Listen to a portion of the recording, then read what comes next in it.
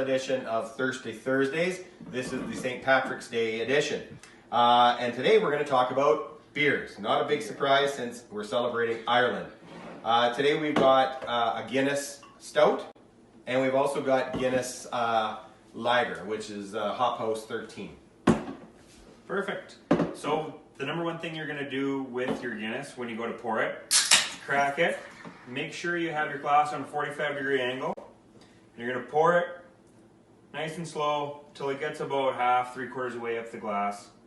Then you're going to slowly turn that glass till it's topped and just top it off. And you notice and just top it off. And you notice that it will take quite a while.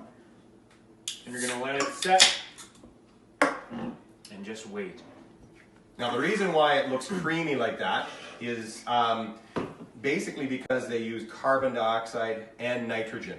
So a lager will have just CO2, just like all other beer or soft drinks, but their Guinness Stout has nitrogen in it as well. And so that gives it that creamy, velvety sort of feel to it. So, and that's how it should come out. And in Ireland, we don't say cheers; they say sláinte. Sláinte.